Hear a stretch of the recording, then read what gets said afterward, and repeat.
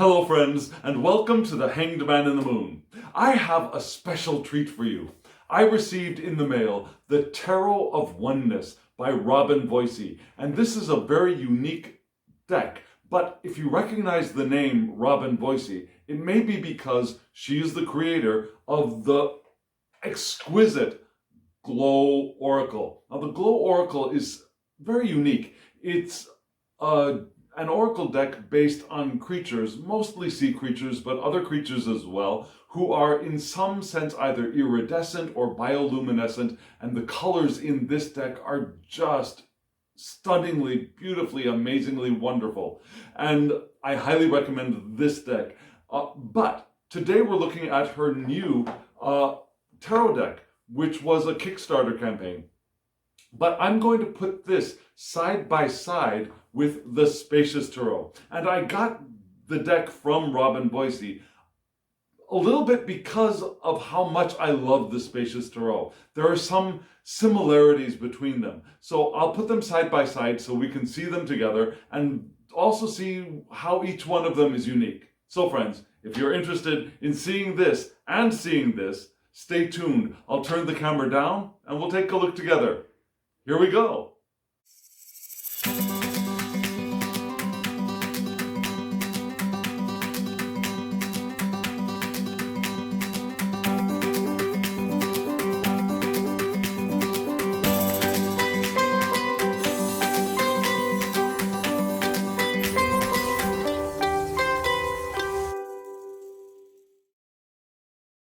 Friends, we are back. And I've only just made one slit in the plastic covering of this, just so you know that this really is a blind walkthrough of this deck. So, here, let me take the plastic off. Here we go. The plastic is coming off. I don't often do this anymore, but I thought, what the heck? Here we have the Tarot of Oneness. Let me center that for you. Tarot of Oneness by Robyn Voisey. It comes in a wonderful soft touch clamshell box. I love the Merkaba design. I love the rainbow of colors that are going to be going through this deck. Now, this is an 84 card tarot deck. So there are more cards in this deck than there will be in the Spacious Tarot, which is a standard 78. So we'll take a look at those, of course, as well. But like I said, beautiful clamshell box. Here are a couple of images of the cards. Lovely, absolutely lovely. Here's the back. We are channeling the energy of the Fool when we leap into a new adventure with innocence and excitement. My charm for the day, I've got my tarot charms from Charmcaster's Tarot. I'm wearing one, and my charm for the day that I pulled was the Fool, so that was kind of cool. We experience death and rebirth, justice, judgment, and the lure of unhealthy vices. We all need to be reminded to see things from a new perspective, and that the ending of one thing is the beginning of another. The Tarot of Oneness invites you to step into the energy of each card to channel guidance for yourself and others. And that's the reason that I got this deck and why it reminds me so much of the Spacious Tarot. In both decks, we're invited to step into the cards. And they each approach that idea in different ways. There will be very few humans in both of these decks, just so you know. So that kind of takes care of the dilemma for some creators of diversity, right? We put ourselves in this deck, whatever our shape, whatever our color, whatever our gender or non-gender, we all fit in both of these decks beautifully. Now, the court cards are also going to be very different. So here we go, opening the box. This is so exciting. I've been waiting for this deck for a while. Beautiful clamshell box. I prefer it when the lid of the box opens all the way, but this is fine. We've got a beautiful image on the inside cover. Love this creature. This is probably one of the court cards for the cup suit. I'm going to guess the Page of Cups maybe, but I'm not sure. Lovely ribbon to pull the deck out, and that's exactly what I'm going to do. I'll pull out the deck and the guidebook, give you a brief shot of the inside of this box that That rabbit is just the cutest. Can you see it? Yeah, you can see it. This rabbit is just beautiful. The cutest little thing. I wish real rabbits were like that. Okay, I raised rabbits for a little bit, and they were cranky little beasts. Um, but anyways, yes, beautiful, beautiful box. Love the color selections for the inside. Now you can see that the colors there's a rainbow of color, but it's also slightly on the pastel side, right? So there's going to be a nice color difference between the two decks. This is the Guidebook. Beautiful cover. Again, I think this is probably the Page of Cups. We'll see. Inside, let's see, the cover of the book is also that slight rose petal, soft touch finish. It's not heavy. It's just enough to make it feel, ooh, nice. You know what I mean? Inside, we have introduction, description of the Merkaba, which was on the cover, and Tarot of Oneness spreads. We've got a couple of pages of spreads. We've got the Major Arcana, the Minor Arcana, about the Creator. So Merkaba, one page about the Merkaba, which is, let's see, composed of, once activated, your Merkaba simultaneously draws power up from Gaia and draws energy down from the heavens, creating a balanced field. So it's an energy drawing, sacred geometrical symbol, is what I'm going to try to say. Now, we've got some changes in this deck.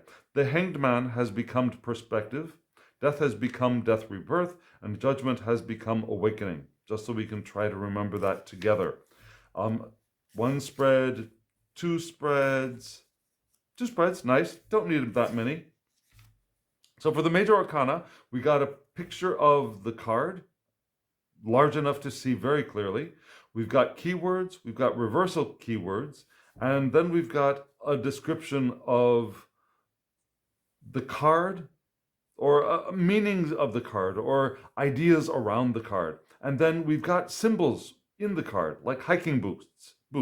You have your hiking boots on, and you are ready for whatever new adventure awaits. A paw print. Look closely at the rocks by your right leg, and you will see a paw print. This symbol is reminiscent of the white dog in the traditional RWS deck, and symbolizes loyalty, protection, and truth. Portal, this thing here. The portal is in front of you and represents an opening to something new and mysterious. Rocks. So it gives you a good description of what we're looking at in the card, and I love it when a guidebook does that. So we've got 2 pages for each of the Major Arcana cards. And here's the Ace of Cups. So Ace of Cups, again, 2 pages. Wonderful. 7 of Cups, also 2 pages. So we've got 2 pages for every card in the deck, which is wonderful. And I'm grateful, deeply grateful for that. So that's basically the guidebook. Let's move on to the deck. Here we go. Take the band off of the deck. Get the band off of the stage. And this is what the back of this deck looks like. And this is what the back of the... Okay, just a moment. I just realized I forgot to put this in order. I'll be right back.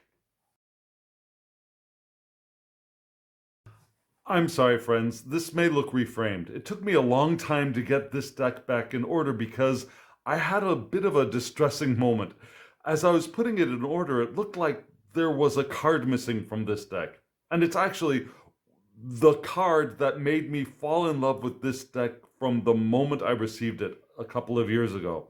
So this is the Spacious Tarot. This is the Tarot of Oneness by Robyn Voisey. And I'll have links in the description box below if you're interested in either one or both of these decks.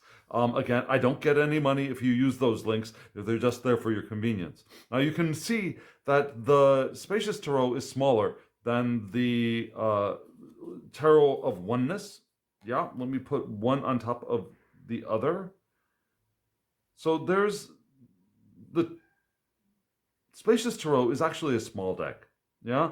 Tarot of Oneness is actually not all that large. So let me put them both on top of a standard-ish tarot-sized card. And so they're all about the same width. Yeah, the Spacious Tarot is quite a bit shorter than a standard tarot card from Make Playing Cards, US Games. The Tarot of Oneness is also shorter. So if you have small hands, both of these decks are probably going to be comfortable for you. Both the Tarot of Oneness and even more so the Spacious Tarot.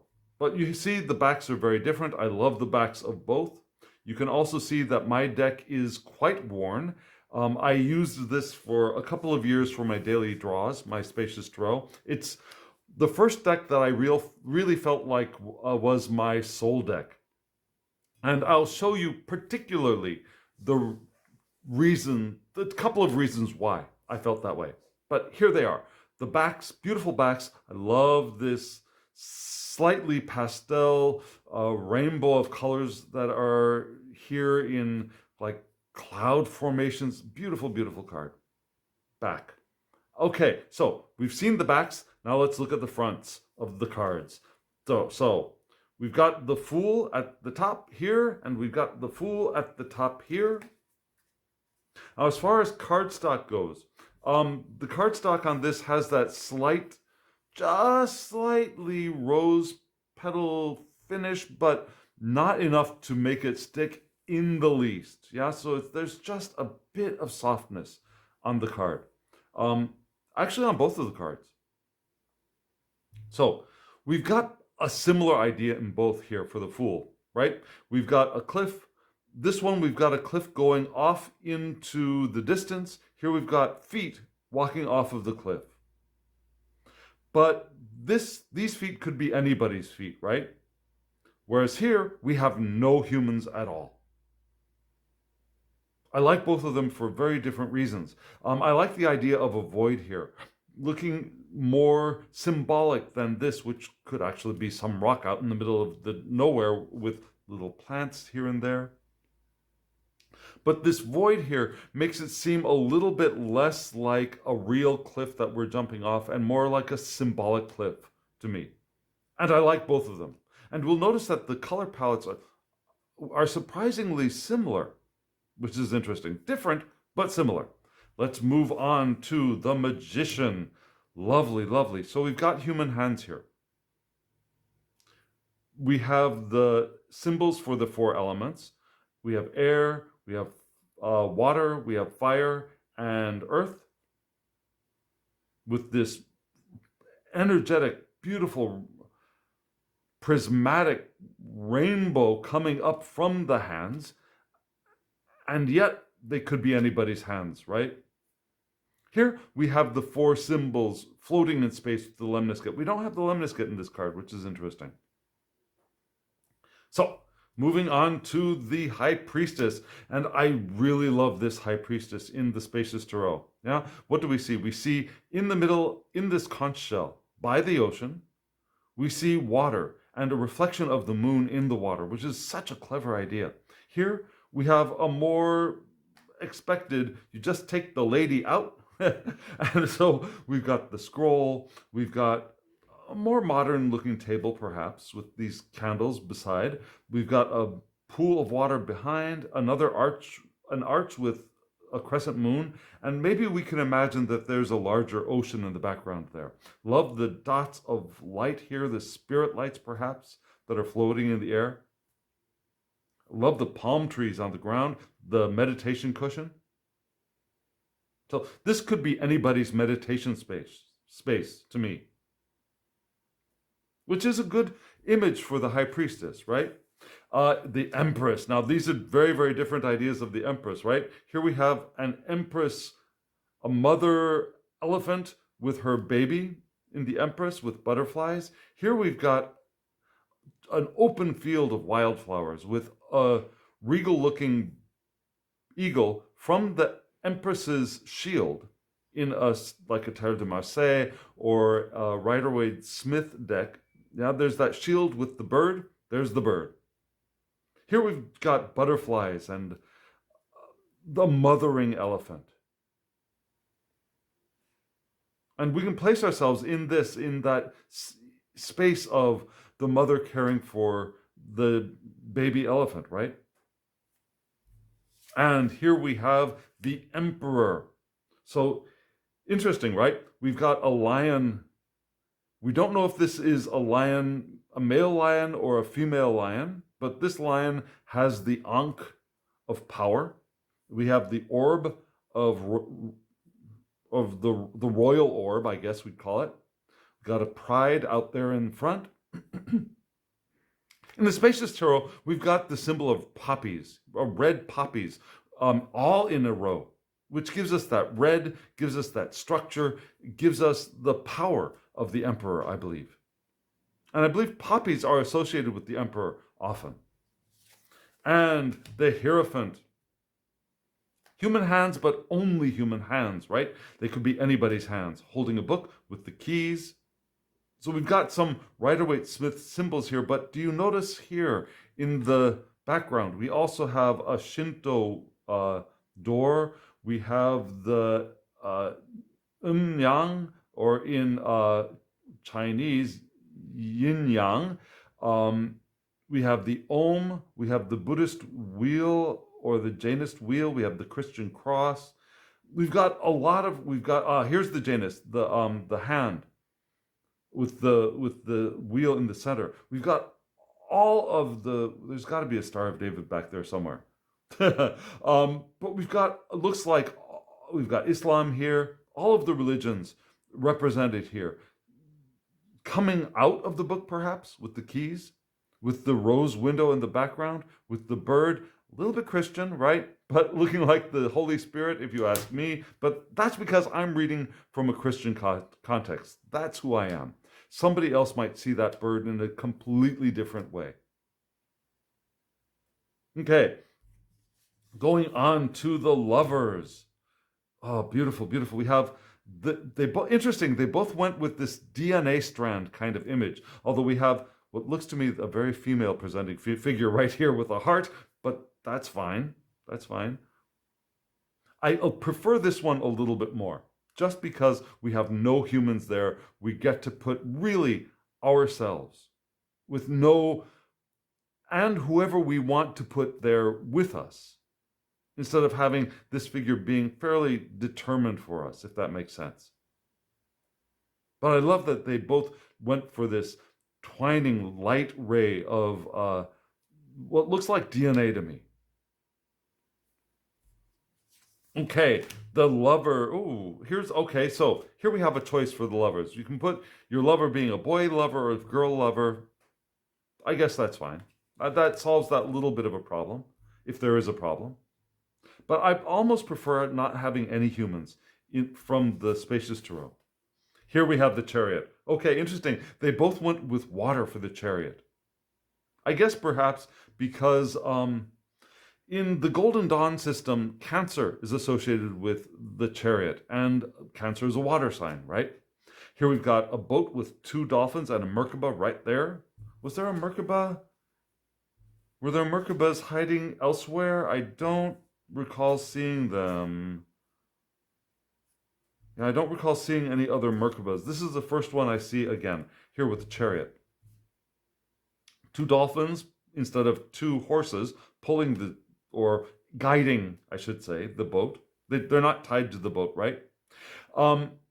Here we've just got a ship going through the rocks and our need to steer our vessel, whatever that is, being implied. Here we've got the vessel being guided by two beasts. Now, it would have been maybe a little bit more interesting if these two beasts had been more clearly perhaps facing a little bit in opposite directions, in different directions. We still got one lighter and one darker, which is nice. Okay, and here we have strength. So, for the Spacious Tarot, they went with a prickly cactus in the desert, showing strength. That this cactus has the strength to survive in this environment and flower.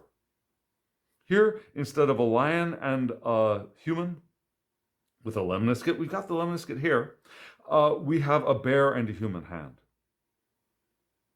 in relationship, right? giving more of a sense of that, of the card as drawn by Pamela Coleman Smith, and also in many Tarot de Marseille decks as well. Now, not all antique decks from like the 15th century on have a woman and a lion on them. Some of them have a male figure with a large column that is either broken apart or is tipping over. Some of them have a male figure and a lion, the male figure beating the lion. Yeah, there are many different interpretations of strength, and this one is very good. It's excellent. Okay, and we move to the Hermit. Interesting. So we've got a human hand here, but again, whose hand? Lighting the way. We've got the lantern here, but we've also got a light up here, which reminds me a little bit, just a little bit, of the, what's that tarot deck that everybody likes, including me, that I have? What is it called? It is the Light Seers Tarot. Yeah, the Light Seers Tarot has a person sitting cross-legged at the bottom of a stairway going up with radiant light at the top, and the figure is sitting and laughing, and I think they've got a lantern as well. Anyways, this reminds me a little bit of that card. But we've got the lamp in both of them. This is a lamp in the middle of darkness. We can come here, pick up the lamp ourselves, and look around. Here, we've got the hand, I suppose, of us, and the ladder going up. Different interpretations, and these spirit balls here, which I like. I don't know, there might be a better word for it than spirit ball, but that's what I'm using today. Look at these wheels of fortune. I love them. I love them. In this one, we've got the idea of the seasons, right? We've got summer, fall, winter, spring, summer. There we go. And we've got a spiral here in the center. Similarly, we've got a spiral in a maze shape here. We've got what could be fall and spring or summer on split here in the back. So if this is fall and summer, we'd imagine that spring and winter might be here at our backs, I suppose. We've got the wheel, what I associate as a Buddhist wheel here in front, which is cool. I love that. And I love the tree of life being our compass to go here. Go to the center. That's the best place to be in the wheel, at the axis. And the tree of this Celtic tree, being at the axis is also lovely. Okay, and we have Justice. Now, the Justice card in this one is really interesting. We've got black and white here as in a little bit of a pill shape with being dropped in water, and that every action has an effect, a rippling effect, right? Here, we've got a very courtroom-style justice on the left. We've got the gavel, we've got the law books, we've got the scale.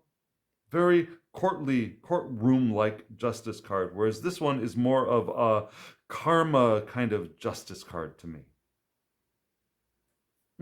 Okay, so moving to perspective. Perspective, love them both. Now, this is the hanged one, right? The hanged man. And I love this card. This is one of the reasons why this became my soul deck, is because I associate myself with the hanged man in the moon. That's my moniker, right? And having this being the new perspective of looking at the earth from the moon instead of looking at the moon from the sun, from the earth, I love that idea of new perspective. Now, we get that idea of perspective right here blatantly. Perspective. So our perspective is different because we're on a hot air balloon looking from above the clouds, and seeing the mountains from above the clouds. So they're both interesting in different ways. And death, rebirth, death. Now it's interesting that in this card for the Spacious Tarot, we've got more of the Pamela Coleman Smith art idea. We got the red, the white. We call this color white. The white rose on a very faint hint of a flag there. We've got the hands of the skeleton reaching for that rose. Here we've got a snake moving through, instead of a white rose, a black rose. And we see the boots of a person right here. We see these are medicinal mushrooms, at least in Korea. So we got the idea of the snake being both a symbol of death and rebirth. Yeah, some snakes are dangerous, poisonous. Think Cleopatra. And also the snake is reborn, in a sense, every time it sheds its skin, right? So we got that idea in this card, which is very interesting, very interesting. Okay, and the next one being temperance. Okay, now this is really interesting. Here we have the balance of fire and ice. We've got stalagmite shapes of fire, stalactite shapes of ice, both of them meeting, forming this mist in the center, which is where the balance is, right? Here we've got more of actually reminds me a little bit more of the star card, frankly. But we've got we got 1 foot in water, 1 foot on the rocks. We got the feather from perhaps the wings of the angel here in the water. We've got the whirlpool here. And also, this is from the crest of the angel in Pamela Coleman Smith's art, right? The angel in Pamela Coleman Smith's card, which is pouring the water from one vessel to another, has a symbol on its chest, and I think that's that symbol. Human feet, cool.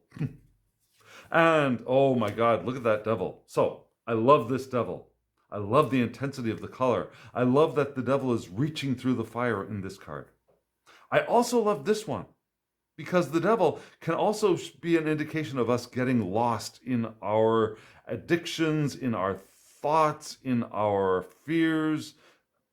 There's light in the distance. There's hope in the distance, but we're here in the middle of the forest, lost, unable to get out of whatever we have caught ourselves in. And this one, we get more of the idea of temptation, right? Come to me. Beautiful eyes. Love the eyes of that devil. And I love this detail. I love the fingertips, having the light shining off of the fingertips there. It's a beautiful detail. Okay, 16, the tower. So here we've got lightning striking both. Here we are one of the figures falling out of the tower. Here, what we see is we are observing the tower being this tower of stones. And these are usually prayer stones, right? People pile these stones up in prayer as a symbol of prayer. And that is being struck down by lightning. What we've built up, even in prayer, can be struck down. Different interpretations, right? This is very much drawn from, I would say, primarily Pamela Coleman Smith idea. Okay, yes, Marseille, there are towers with the lids blown off, and there's sometimes fire coming down. Sometimes the fire looks like it's coming up out of the tower. And there's usually one person falling down, and sometimes there's a person not falling down, but on the ground, looking like they're crawling away. Here, we got two figures falling from this burning tower. Interesting. And here we have the star. Love both of these. Love the color in this. Love the simplicity of this. Here we're looking up. We're lying on our backs on the ground, looking up through these pine trees, and we see the North Star. Or actually, this is probably Venus, if you ask me. This, what do we see? We've got this bright star gleaming over this waterfall, so here we get that idea of water and refreshment and healing that we usually get in a Rider-Waite-Smith card and a Tarot de Marseille card. I don't know if you see this, and maybe I'm imagining things, but I see a face here. I see a nose, I see a mouth, I see two eyes. Do you see that? Anyways, so this has more of the symbolic meaning, I would say, of the star card in a traditional tarot deck. This one is a very new rethinking, I think, of that star card. Because as we place ourselves in this situation, we feel ourselves having been knocked down, looking up at the sky, and taking that pause to refresh ourselves, to gather ourselves, to heal. Okay, here we have, oh, love this, love the color of this moon card. I also love this one. Got mushrooms growing in the moon. These mushrooms could be psilocybin, right? Or maybe not, I don't know. But we've also got moonflowers, beautiful card. Here we have a very different kind of moon with an owl sitting there, making me think a little bit of the High Priestess in some decks. Some decks have the High Priestess as an owl in front of a moon. Love this. Love both of these cards. Okay, and here we have the sun. Interestingly, we've just got the sunflower in the Spacious Tarot. Here we've got the horse, and we can imagine ourselves being the naked baby riding the horse. And here they're on the beach instead of being in a field with a wall. Here we have a sandcastle with the little flag here. Remember the flag being carried by the child on the horse? There's that little flag there. Interesting detail. And these spirit lights, I love all of those. Spirit balls.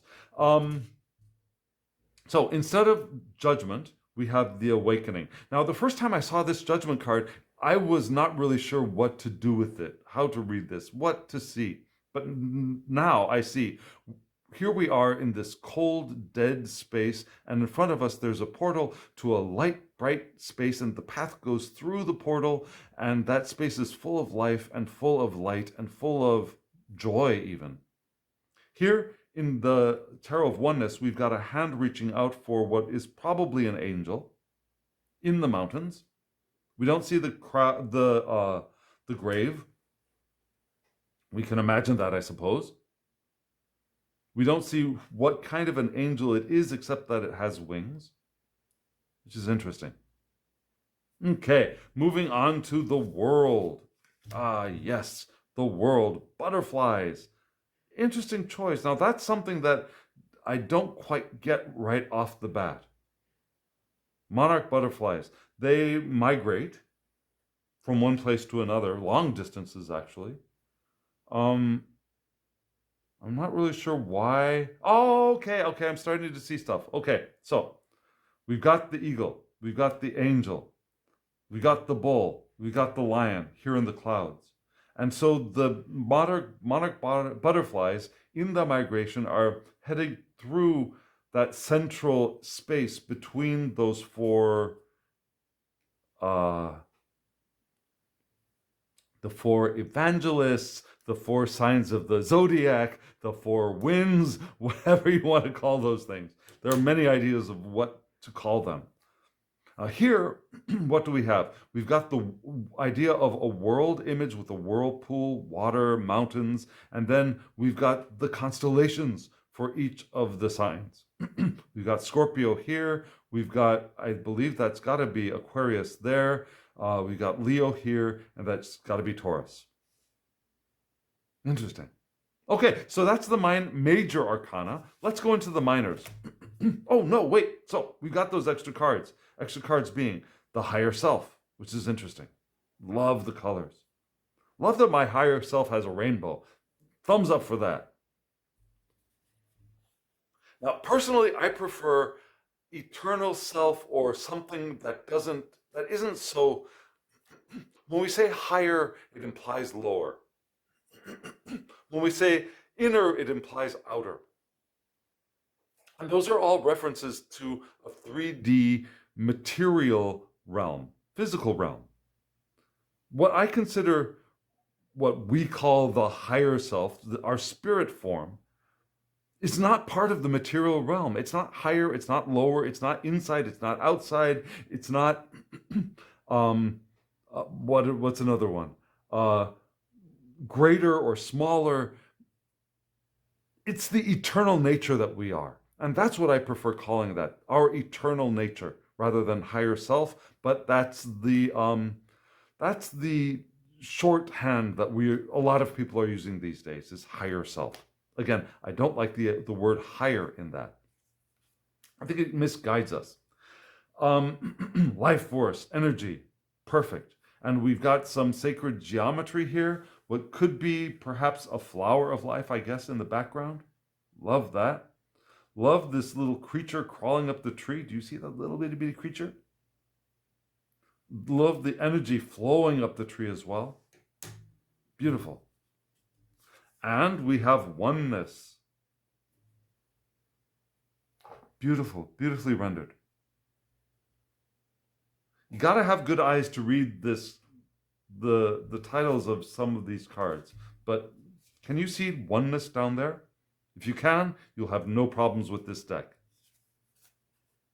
And here we go with the present moment, which all there really is, right, is the present moment. Here we have what could be a pine cone, I guess, a white pine cone unfurling. Beautiful colors, yes? Robyn Voisey does amazing things with color. Ah, look at this, synchronicity. An angel statue holding their hand up to the sun, and then we've got this, what looks like a Holy Spirit, a dove kind of light image in the background, a cloud image in the background. What's that at the bottom? I'm not sure what this is. Oh, it's a feather. That's got to be a feather. Maybe from that dove. Okay, so here we go with the Ace of Cups. I love both of them. Now, you'll see in this card, we've got, notice how the mountains join with the mountains on the cup itself? We've also got what could be the sun reflected in the water here, which I love, and the mist below. Sorry, I'm knocking the card around. Here instead, what do we have? We have an otter holding the cup with the bird reflected inside of the cup. Yeah, the bird, which is usually in the Ace of Cups, coming down with what could be a very Christian, a very host, a Eucharistic host. Here we don't have that, but we do have the bird, the dove coming down. And here we have the Two of Cups. We've got two human hands joined together in what could be a promise, yes? With energy flowing around them, beautifully done. Here we have no humans at all. We've got these two cups on lily pads and they're bumping up against each other, right? Both of these cups are different. So we know that they're not the same being. They're from two different things coming together. Okay, and here we have the Three of Cups. I love both of these. Here we have three different human hands, stirring they're three very different hands, stirring three very different cups. And I like that in a Three of Cups, that we each bring our own color, our own tools, our own creativity, our own color to the encounter with other. And here we have a similar thing here. We got three different, very different cups here, and they all seem to be joined by flowing together into this pool below. And I love that these cups look to be a little bit cracked. They're not brand new, shiny things. We don't have to be perfect to come together and we interact and we commingle, right? We come together with our cracks, with our crap too, but with our cracks and with our history, and we share that with each other. I love that the mist of each one of these cups is, the steam coming up from each one of these cups is joining together here. Okay, here we go with the Four of Cups. Beautiful cards. Notice that this one is black and white mostly, except for here. Yeah, I assume that black and white is to show the sense of ennui and dissatisfaction and lack of living color. But I like black and white personally. But because we have it in contrast here, we've got this living, bright, colorful part not being visible from below. So it's there, but we don't quite see it. Here we've got the Four Cups kind of stuck on this little rock out in the middle of a stream, which is a different read of that cup. Yeah, we're stuck. We can't really move. Nothing's really feeding us right now. But we are in the middle of a stream. These cups look like they're fairly empty too, right? Okay, so moving on to the Five of Cups. What do we have for the Five of Cups? No cups, but we got rain in the wind hitting the window. A very sad looking day, right? Here we've got the more traditional 3 broken cups, 2 upright cups. But what are we going to focus on? What are we going to pay more attention to? These broken, messed up things that are near us, or just take a step over across the stream and we've got 2 beautiful cups full of stuff for us on the other side. Here, what I mostly see is, now I personally love rain, but this image looks a little bit sad to me because of the darkness of it. Okay, here we have the 6 of Cups, yeah? Reminiscences, memories, nostalgia, and we've got a very nostalgia vibe here. Now we got children on swings, we got our first puppy, a dog when they were a puppy, we've got postcards from trips, we've got pictures of all of our friends or family together with their feet, lanyards maybe that we made in camp, or maybe this is a friendship bracelet. Yeah, here we have something much simpler. In the Pamela Coleman Smith's art, they've got cups, large cups, and those cups have plants growing out of them. So here we have these cups on the beach with plants growing out of them. Beautiful cards in their own right. And frankly, I do prefer this one just a little bit because I get those ideas of memories more clearly here. 7 of Cups. Okay, so what do we have here? Here we have the idea of these cups just going every which way. Yeah, confusion perhaps, uncertainty, not knowing where things are going to land. Here, I get more of the sense of Pamela Coleman Smith's art where we got the 7 cups. There's the dragon, there's a mask there, there's a snake coming out of one at the top. Are there jewels? And maybe those are jewels. Maybe those are jewels. I don't see a castle here, but we have a rainbow coming out of one. So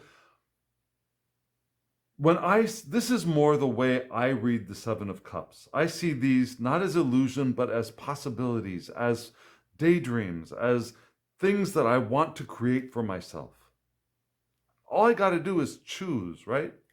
Here I got this, in this deck, I get the sense of helter-skelter, the emotions, not knowing what's going to happen, confusion, being mystified, what's happening. So for my reading, I prefer this one, frankly speaking. Okay, 8 of Cups. Oh, beautiful images. Yeah, here we have the 8 cups leading away. The cups are the journey. Here we have the idea of cutting ties. Don't see much water in this card, which is a little, maybe we could think of this as water, I suppose. Okay, moving on to the 9, the satisfaction card, right? Pamela Coleman Smith's deck, we've got the portly gentleman sitting on a bench in front of 9 cups behind. And here we have 9 cups on a beach. And it's also the wishing card for people. So there we have that dandelion, right? To blow and make a wish. But we could feel satisfaction here. And here we have the golden eggs. Magic to me. And interesting because when I think of eggs, I think of something that's not yet born. And that makes me think of a little bit more 7 of Cups. Something that's not yet born. That's how I would read, where did it go? That's kind of how I would read this card. As kind of eggs. Things that aren't ready to hatch yet. But here we have eggs. They're golden eggs. To, match the golden cups. And we've got the feet, the webbed feet of maybe the mummy, maybe the daddy. So I suppose there's satisfaction there. Yeah, there's satisfaction and anticipation of things to come. And the 10 of Cups, the family card, right? This is a beautiful idea. Now we've got the 10 cups, all different, their color flowing into each other to make this rainbow swirl. Here we have the rainbow light coming through the ocean in a family perhaps of orcas. And orcas are familial water creatures. They travel with their families. So I guess that's why the orca was chosen for this card here. And we've got the idea of the rainbow. Now, just in case you don't remember, the rainbow is in Pamela Coleman Smith's art with the family, the rainbow over the entire thing, and the cups in the rainbow. And there's a house out in the distance, and the children are playing what looks like a mommy and a poppy with their arms around each other. A very familial card, right? With the rainbow. So here we have the rainbow. Here we have the rainbow too. And here we have, now, Child of Cups. We have the fish coming up here, and apparently I was wrong. This is not the Page of Cups. This is the Page of Cups, the Inspiration of Cups. We got a seahorse coming out of a shell, a very ethereal-looking seahorse of light.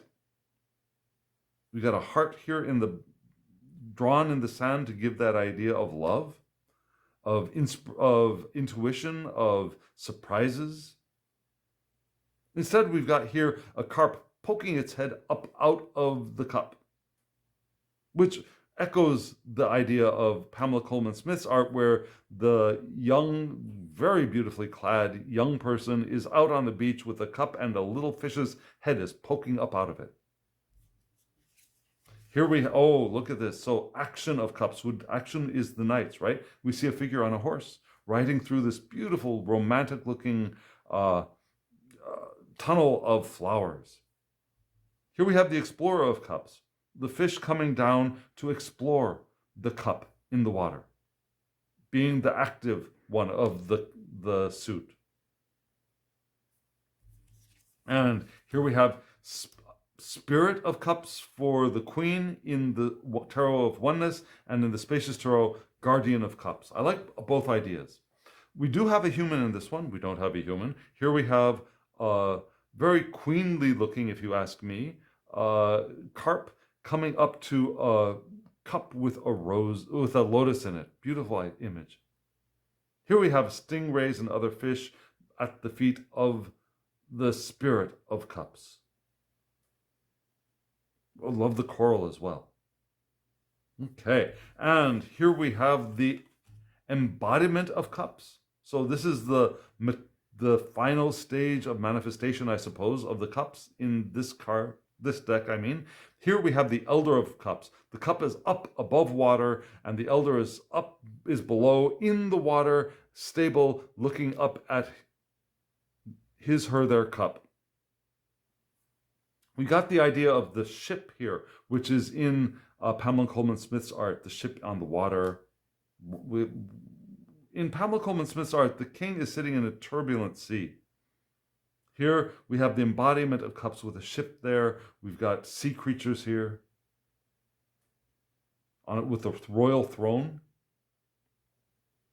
Okay, so moving to the Ace of Wands. We've got a typical salamander on a wand. Here we've got a wand with just the spark at the tip. Yeah, the beginning of that fire.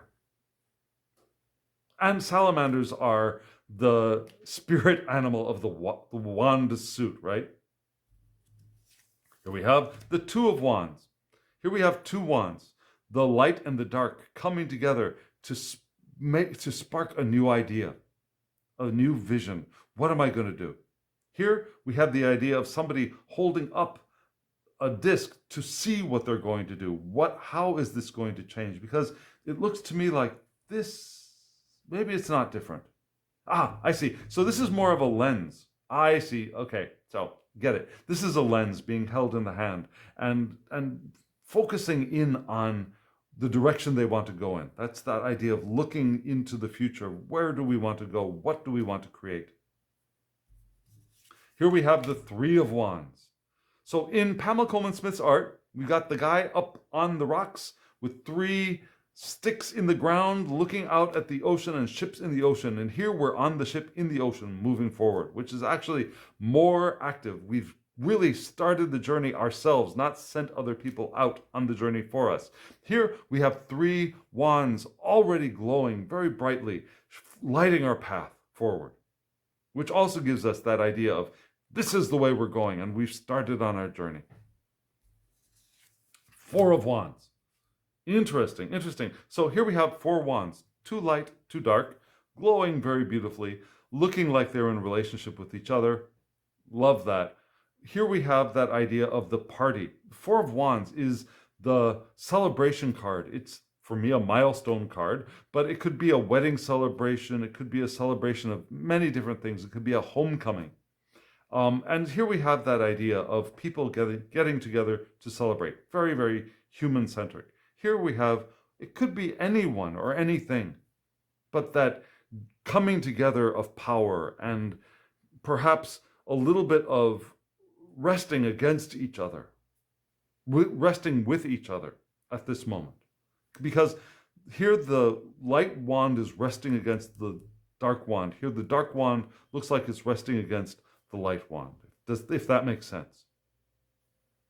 And the 5 of Wands. Ooh, look at that. So usually conflict. Here we've got these 4, I only see 4 wolves here, which is interesting. Might have been nice to have the 5th wolf. But anyways, here we have 4 wolves. Definitely 2 of them are in the midst of a conflict. Here's one looking like they might be, maybe we're the 5th wolf. Maybe that's it. Maybe we are the 5th wolf.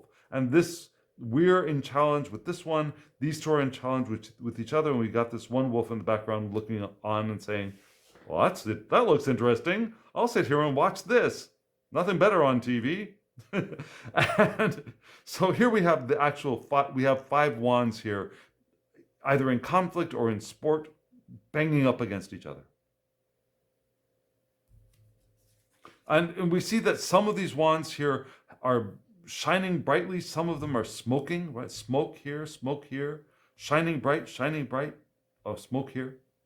Like maybe this, in this conflict, their fire has gone out. Yeah? So, 6 of Wands.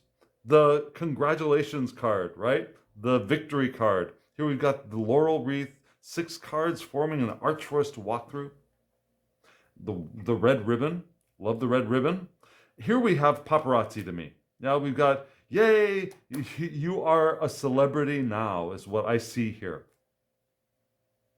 A very modern idea of celebrity. The 7 of Wands. So 7 of Wands is usually like this. There are 6 wands coming up from below. We have our wand up above, and we are above the fray. We are holding our ground, right?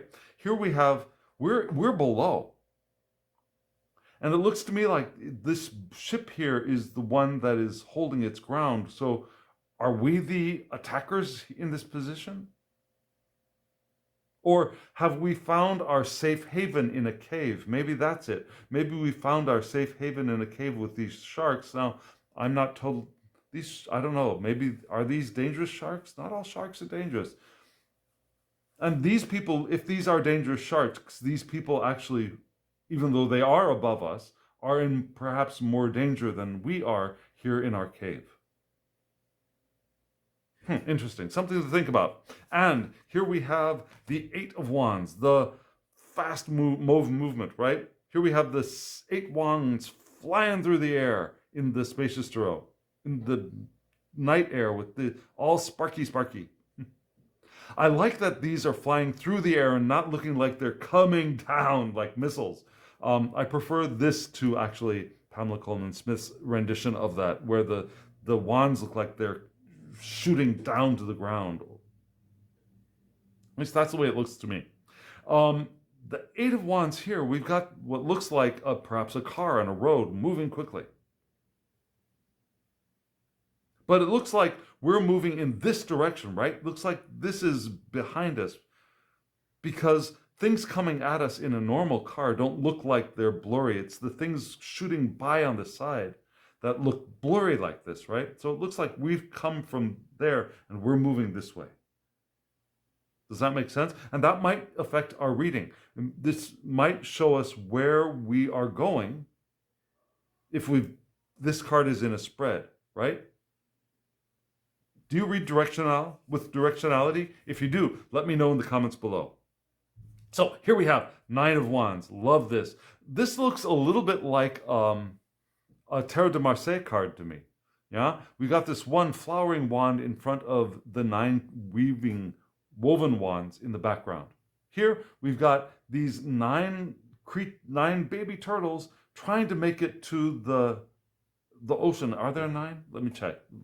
1, 2, 3, 4, 5, 6, 7, 8, 9. Yes, trying to head out to the ocean, but there's danger there.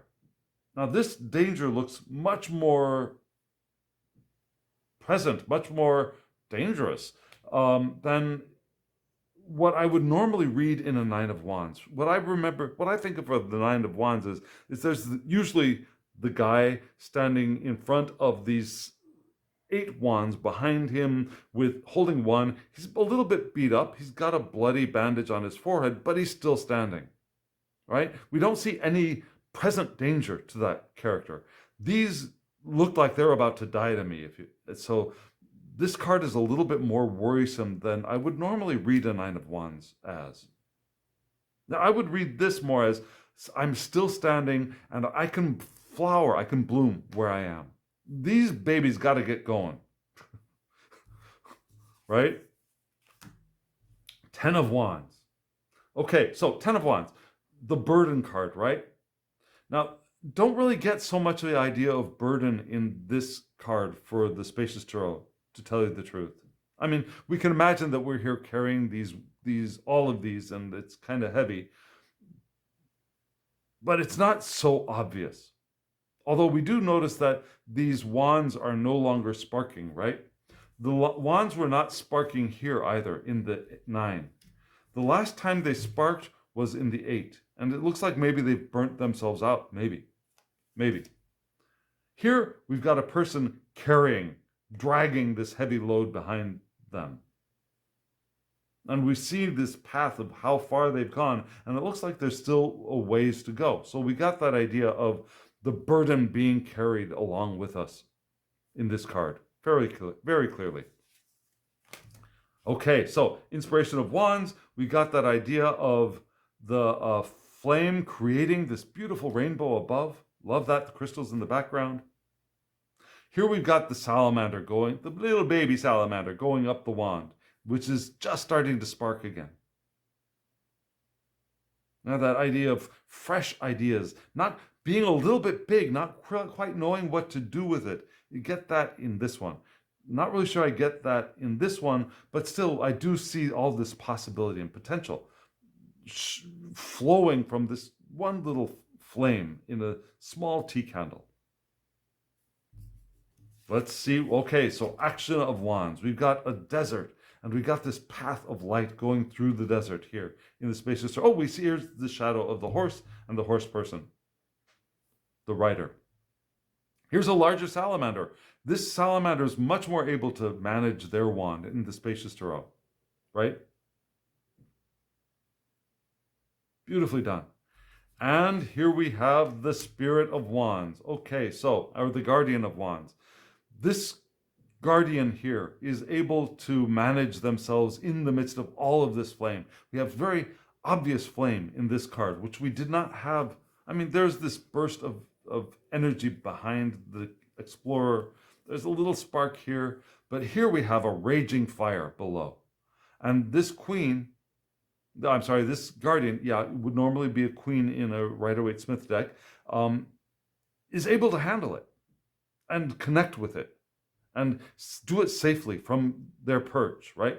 Here we have a person, which is fine. We've got a person, we got the sunflower, and the black cat, which are common symbols from the Rider-Waite-Smith deck, the Pamela Coleman Smith's art. So we got the feet of the spirit right there. And we have the embodiment. And finally, we've got a salamander here for the embodiment, or the King of Wands. Love this. The spirit lights, the spirit balls coming off of this very, very witchy looking wand to me.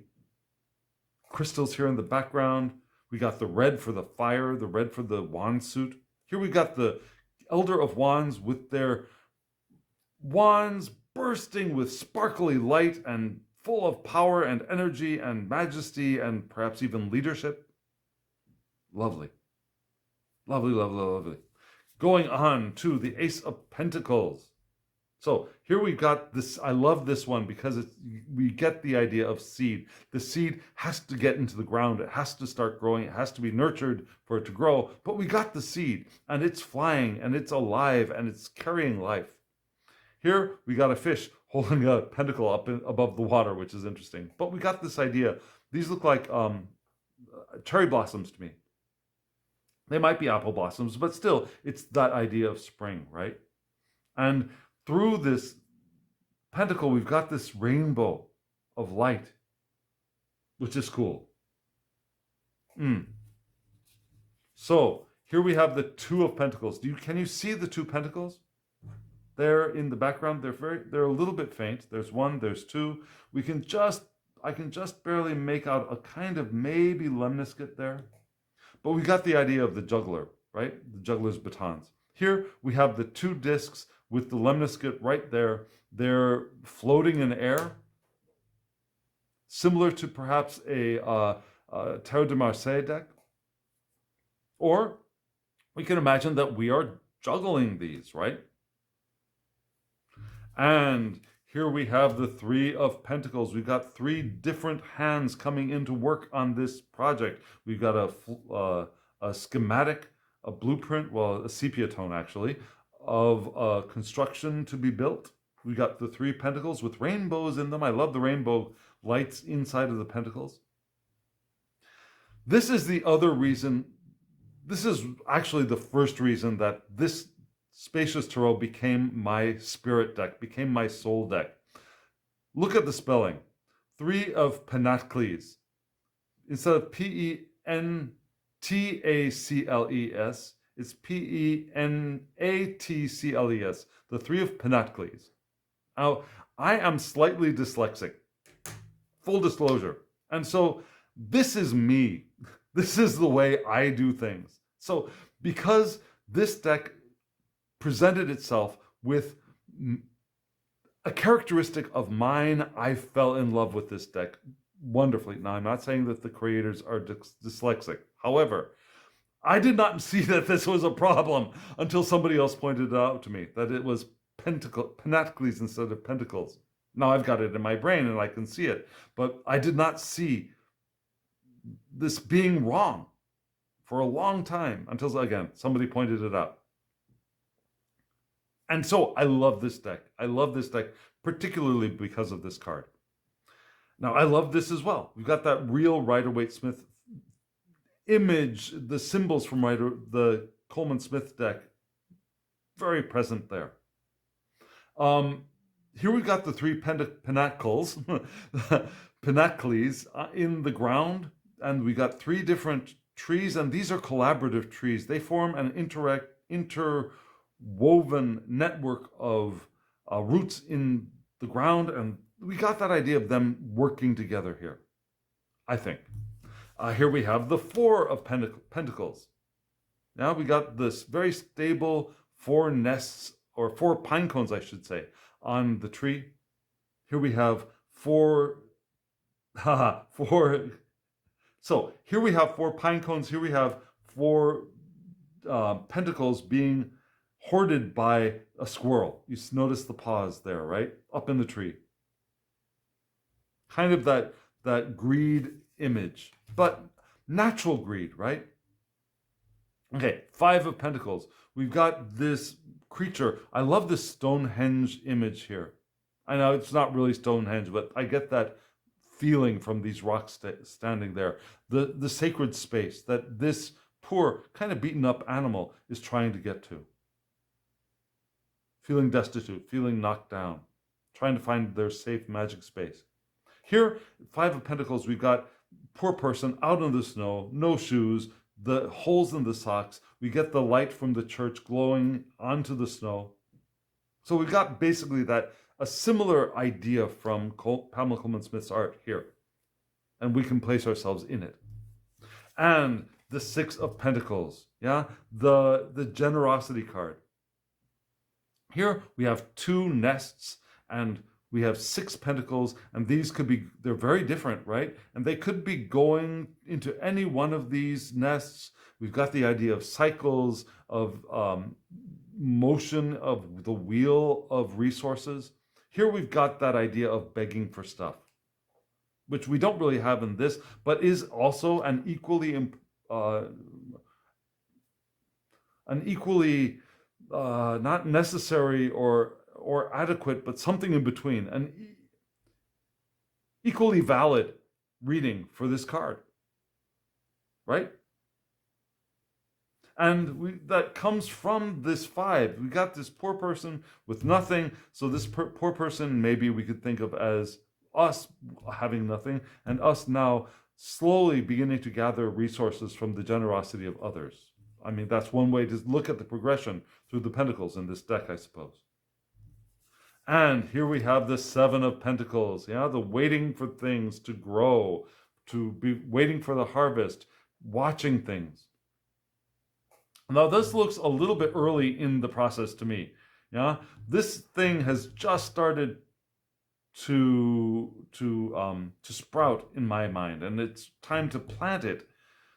Whereas I would think of it more, the 7 of Pentacles, more as this, where we've got, yeah, this pumpkin is forming. It's close, but it's not there yet. Now we still want to wait for the thing to develop. Here we got a long wait. Here the wait doesn't seem quite as long, if that makes sense. 8 of Pentacles. Yes, I love the worker bee here in this 8 of Pentacles. Makes perfect sense for me for the 8 of Pentacles. Here we've got a tattoo artist honing their craft, I suppose, on their subject. Notice the medical symbol here, which is interesting. No, the tree here, the Celtic tree. Love that. Love all of this. Okay, and here we go with the 9 of Pentacles. Yeah, the satisfaction card, the comfortable with our resources. We got this very colorful bird with a very happy looking home to live in a beautiful garden with plenty of berries, all wonderful. Here we've got the woman for example, in the Rider-Waite-Smith decks, in Pamela Coleman Smith's art, we've got a woman with a falcon on her arm. She's elegantly dressed out in her garden. She's just living her best life, right? Here we've got this plant out in the garden, I suppose, living its best life, yeah? Satisfaction, we've got a little bit of luxury shown there. Here we've got all of this bright, vibrant lushness, and we've got a bird in addition. So we could be the human enjoying this, or we could be the bird enjoying their home, their surroundings. This bird is in good shape, I think. Beautiful flowers too.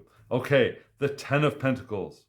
Yeah, we have, usually it's the idea of wealth, of legacy, which we get here, I think, in this tree. Now this tree has the resources to share with its children, with its offspring. Here we've got what looks like a family with pentacles beneath their hands, with this light and this power and this energy and the spirit being held between them, looking a little bit cupsy to me, but it's a Pentacles card. This might have been an interesting image to put in the cup suit. But here we have it we get the idea of family and sharing energy and sharing, I suppose, resources as well. So the inspiration of Pentacles, a new idea, right? Here we've got a cub who's discovered a disc in the field, and what am I going to do with this? What can I do with this? Can I eat it? Can I throw it? What can I do with it? Here we've got the idea of book learning and ideas and discovery and these beautiful mushrooms down there at the bottom. I think those are psychedelic, or they might be poisonous. I'm not sure. That's why we've got the books, because we want to study the what would otherwise be the Page of Pentacles. The child, the inspiration, is the one who wants to investigate and study the material realm and get new ideas. Here we have the Explorer, or the Action of Pentacles. Here we have the wheat fields, which are common for the Pentacle suit. And we've got the Rider.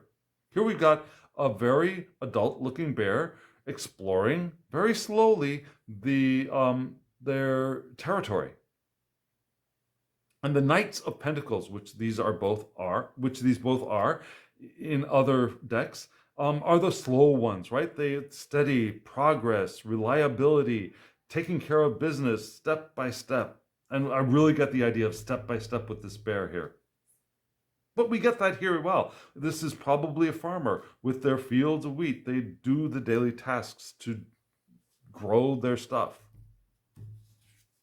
And the Spirit of Pentacles, which would otherwise, there's the bunny, which would otherwise be the Queen of Pentacles, right? The Guardian of Pentacles. Now we got what could be a mother bear or a guardian bear guarding their pentacle in the fall of the forest.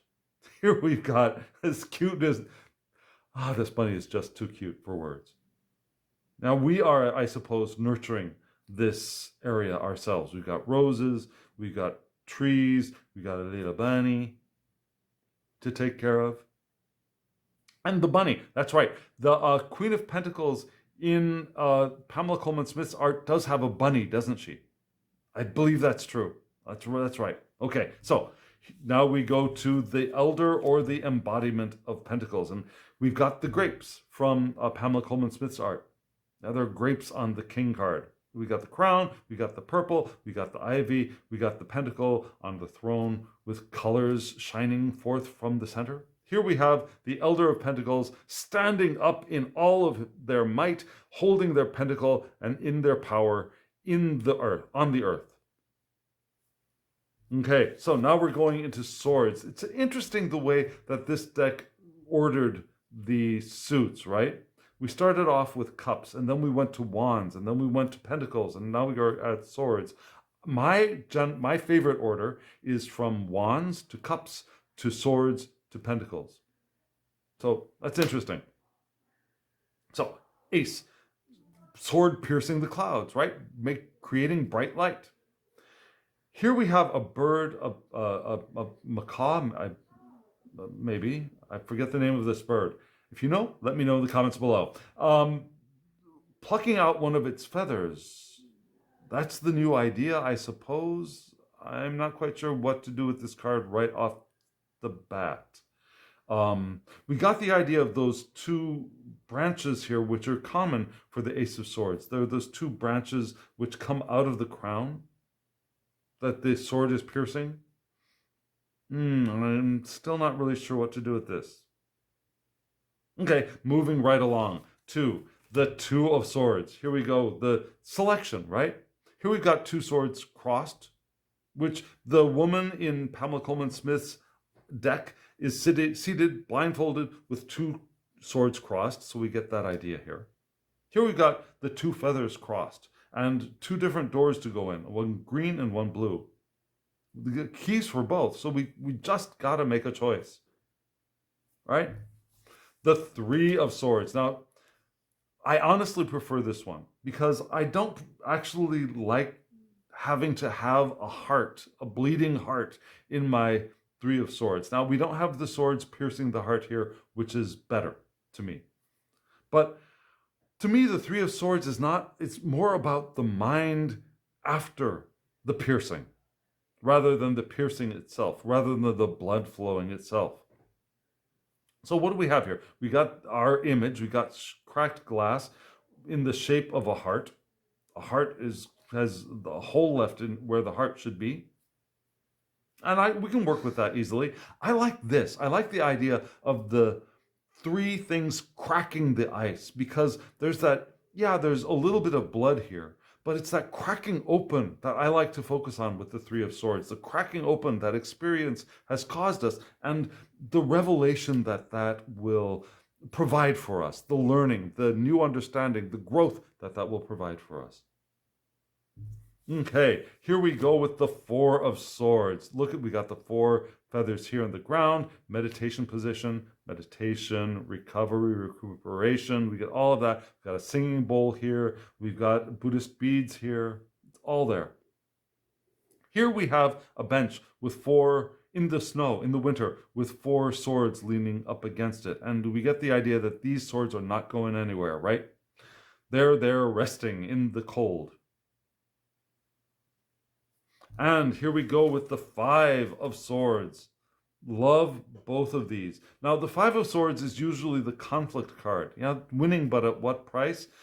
And so we see that there's only one sword standing. This vulture is out to see, to pick up, to peck at what has been left behind after the battle. Here we've got a trophy out in the middle of nowhere in this deserted place. It's like we won, but now we've everything around us is devastated, right? So that's an interesting interpretation of or way of presenting the Five of Swords. Not an interpretation. Well, it is an interpretation, but I think our interpretations are similar, but the presentation of the interpretation is what is different. The Six of Swords, moving on, right?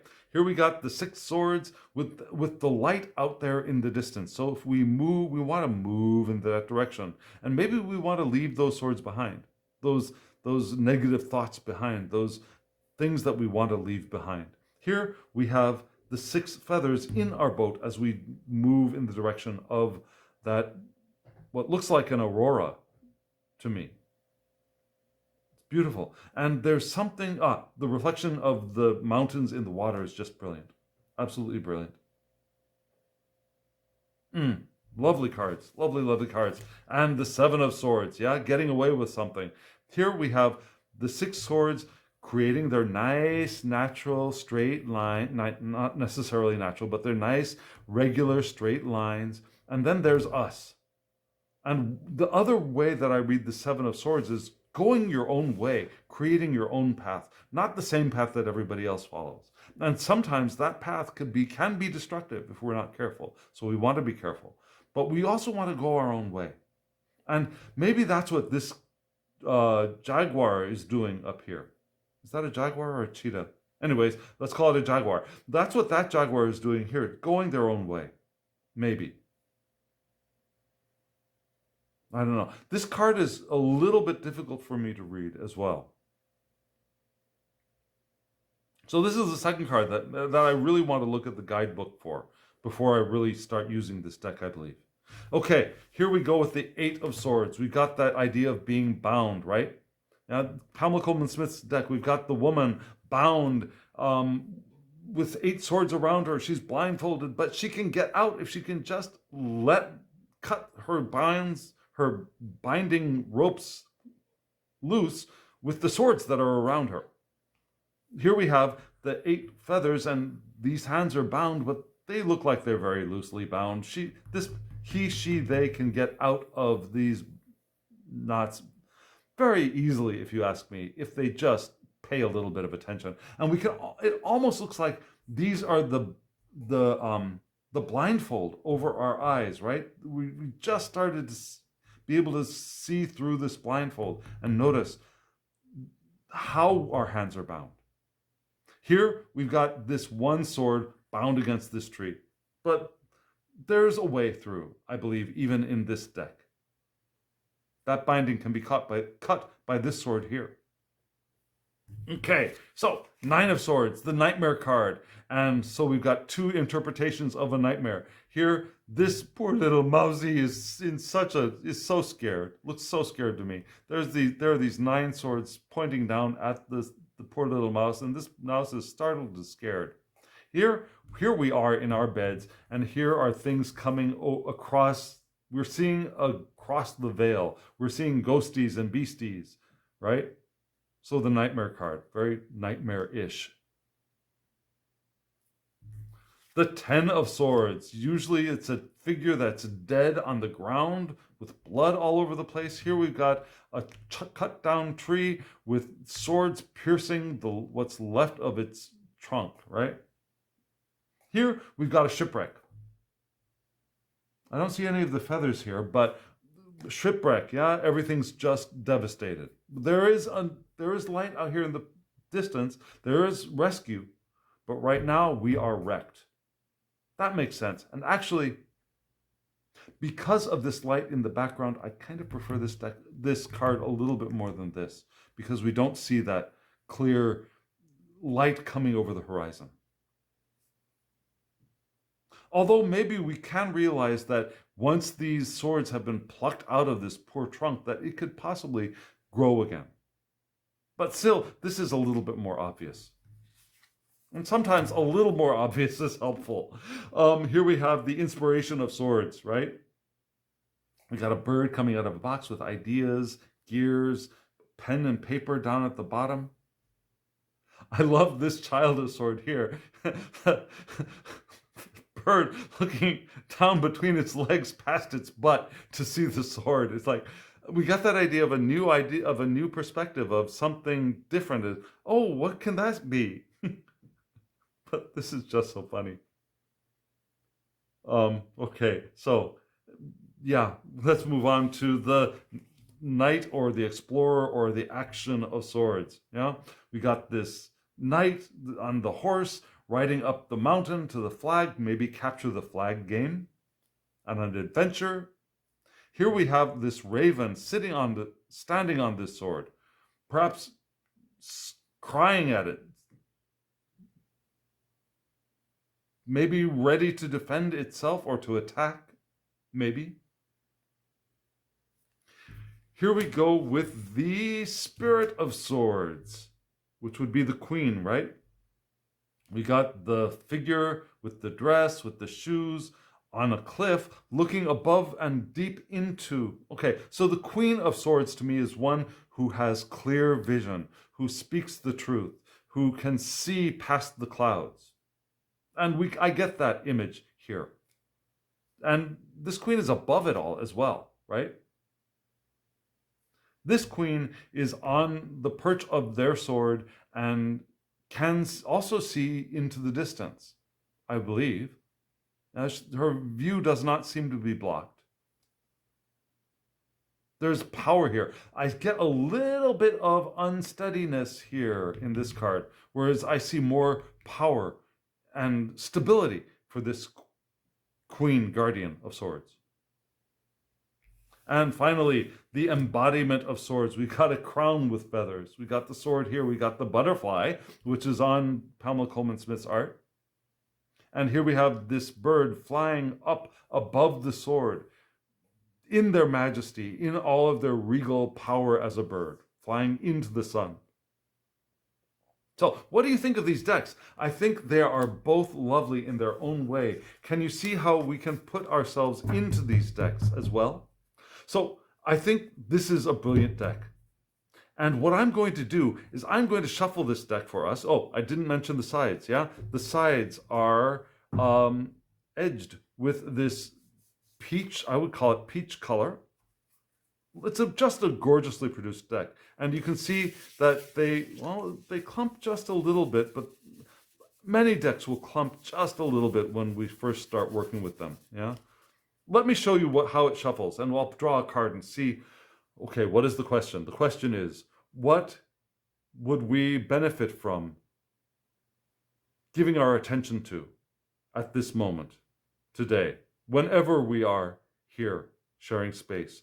What would we benefit from giving our attention to at this moment?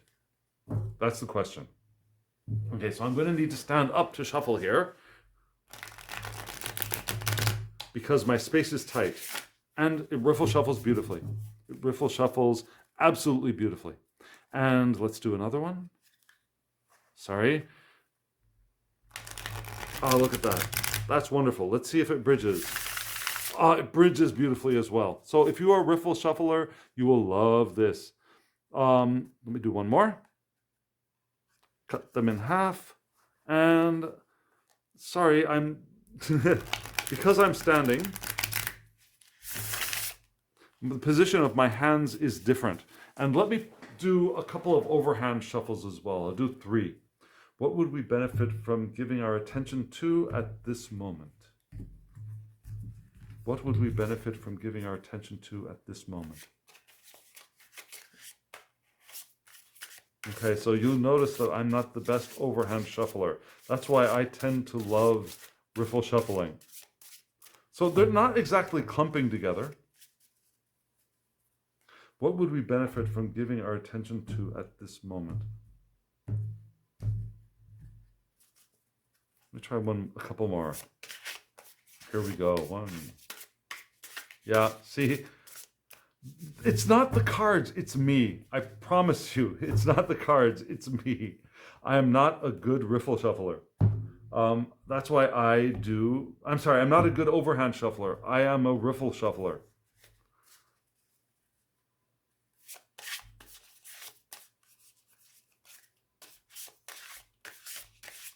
These will break in for me as well. I will have no trouble overhand shuffling these in the future.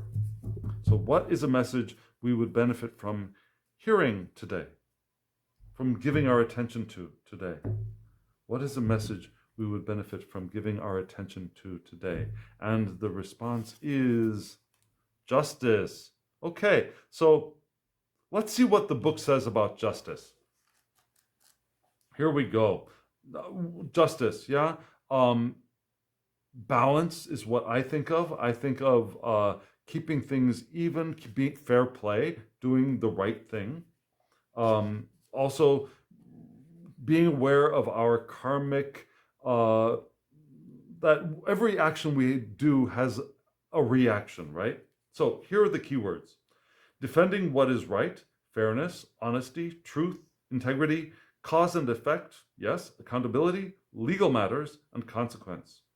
Now, personally, I don't know many people who have many legal issues because I'm living in South Korea, and Korea is not nearly as litigious as the United States. People don't go to court every time they get irritated by something. So I generally don't.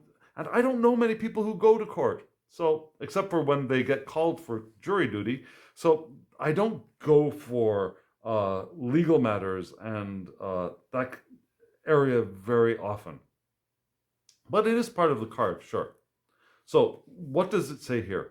Drawing this card could mean, reversed meanings if you're curious: dishonesty, injustice, inequity, bias, failing to take responsibility, a need to step up. That makes sense. That's good.